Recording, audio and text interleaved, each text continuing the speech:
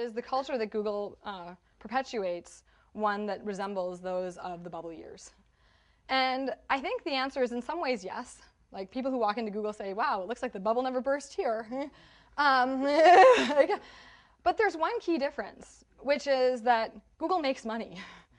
And I know, so, right, like I think that there's, that's a key thing that people forget about, because I know you guys were all really young when the bubble happened, and maybe you didn't experience this, but there were a lot of weird things, like, selling pet food on the internet at, wholesale oil prices. But it turns out, like, pet food is just really heavy, and it really shouldn't be shipped, and that doesn't make a lot of economical sense. You really should buy it at the grocery store right down the street.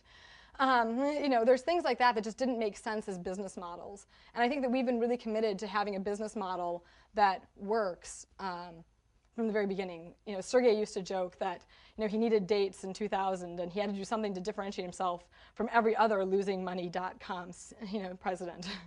So we were very focused on becoming profitable from a very early time, which was not true of most of the companies in the bubble. And I think, when I think about the bubble bursting, I've often compared it to a forest fire, which is, forest fires are in fact healthy, right? They clean out a lot of the brush and the overgrowth and all that. And the trees that ultimately survive the forest fire and repopulate are in fact healthier because there was something that was healthier about them. And I think that that's ultimately what you see at Google. I think a lot of the good things that happened in all the small companies and startups of the bubble persist, but there are a few key differences that caused it to actually survive the forest fire.